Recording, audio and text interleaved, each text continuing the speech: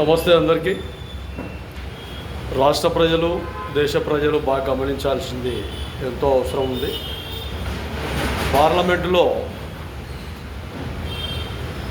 ఎన్నికల బిల్లు విషయంలో కొంతవరకు అమిత్ షా మాట్లాడే విధానంలో డాక్టర్ బిఆర్ అంబేద్కర్ గారు మహనీయులు, భారత రాజ్యాంగ నిర్మాత అయినటువంటి వ్యక్తి విధానాన్ని ఏ విధంగా అమలు చేయాలి, ఎలా మాట్లాడాలి అన్న ఆలోచనలో రెండుసార్లు కేబినెట్ మినిస్టర్గా పనిచేసిన అమిత్ షా ఒక బ్రాహ్మణ.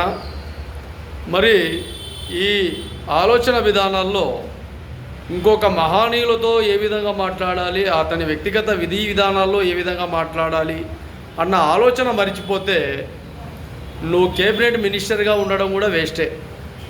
ఇది ప్రజలు బాగా గుర్తించాలి. బీజేపీలో దాదాపు 300 పైచిలుకు ఓట్లతో మెజార్టీతో ఈరోజు ఒక ప్రభుత్వాన్ని ఏర్పాటు చేసుకొని అన్ని విధాల బలమైన నాయకత్వాన్ని భారతదేశానికి అందిస్తున్నాము అన్న నేపథ్యంలో జమిలీ ఎలక్షన్లు జేపీసీ అన్న ఒక విధానాన్ని ఏర్పాటు చేసి, జేపీసీ అంటే జాయింట్ పార్లమెంట్ కమిషన్ ఏర్పాటు చేసి ఆ కమిషన్కు ఈ జమిలీ ఎలక్షన్ల విధానాన్ని అమలు చేయాలన్న ఒక వాదనలో భారత రాజ్యాంగ నిర్మాణ విధి విధానాలు అటుపక్క కాంగ్రెస్ పార్టీ మాట్లాడేటప్పుడు మీరే 2 సార్లు అంబేద్కర్ గారిని ఎంపీగా ఓడించడం జరిగింది అన్న సంభాషణలు, ఇంకా రకరకాలుగా మాట్లాడిన విధానాల్లో క్లారిటీగా అంబేద్కర్ గారిని మీరు ఎంతవరకు ఏ విధంగా విధి విధానాలతో ఆ మాటలు మీకు బయటకు వచ్చాయో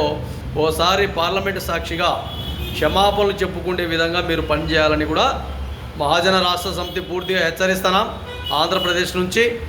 అదేవిధంగా అదే తరహాలో ఇండియా కూటమి దాదాపు 198 మంది సభ్యులు జమిలీ ఎలక్షన్ విధానాన్ని రద్దు చేయాలన్న ఒక కాన్సెప్ట్ ఏర్పాటు చేసి నిన్న పార్లమెంటులో ఏర్పాటు చేస్తే బిల్లు ప్రస్తావన జేపీసీకి ఉపయోగించడం జరిగింది. కాబట్టి ఆ విధానాలు ఏ విధంగా అమలు కావాలన్నా కూడా అభిప్రాయాలు ఒక మహనీయులు, మహోన్నత వ్యక్తిని ఎక్కడ ఏ విధంగా ఆయనతో మాట్లాడాలి, ఆయన ఉన్నా లేకపోయినా ఆయన విధి విధానాలు భారత రాజ్యాంగ నిర్మాణాలతో ఈరోజు భారత రాజ్యాంగ నిర్మాణ విధి విధానంలో భాగంగా నువ్వు ఒక మినిస్టర్ అయినావు. ఆ మినిస్టర్ను తలలో పొగరు దించే విధంగా మాట్లాడి తలకు పొగరెక్కే విధంగా మాట్లాడడం వల్ల ఎక్కడ కూడా కరెక్ట్ కాదు. వయసుకు తగ్గట్టుగా మాట్లాడే విధానాలు ఉండాలి. మినిస్టర్ పదవిలో ఏ విధంగా మాట్లాడాలో లౌకిక విధానాలతో ముందుకు వెళ్ళాలనే ఆలోచన కూడా మీ బీజేపీ ప్రభుత్వానికి కూడా ఉండాలని కూడా మహాజన రాష్ట్ర సమితి క్లారిటీగా తెలియజేస్తున్నాం. తలపొగురుగా ఎవడు ఏ విధంగా మాట్లాడినా కూడా ప్రజలు బాగా బుద్ధి చెప్తారు. నెక్స్ట్ రాబోయే ఎలక్షన్స్ కావచ్చు, జమిలీ ఎలక్షన్స్ కావచ్చు, దిగజారుతనంతో ఈ విధంగా ముందుకు వస్తే రేపు డిపాజిట్లు లేకుండా కోల్పోతారని కూడా మరి కాంగ్రెస్ విధానంలో కావచ్చు, బీజేపీ విధానంలో కావచ్చు, ప్రతిపక్షాలు కావచ్చు, అఖిలపక్షాలు కావచ్చు, ఎవరైనా కానీ ఇష్టానుసారంగా మాట్లాడడం కరెక్ట్ కాదు. పార్లమెంటు విధానాల్లో, చట్టసభల్లో ఏ విధంగా మాట్లాడాలనేది కూడా క్లారిటీగా తెలుసుకోవాలని కూడా మరీ హెచ్చరిస్తున్నాం.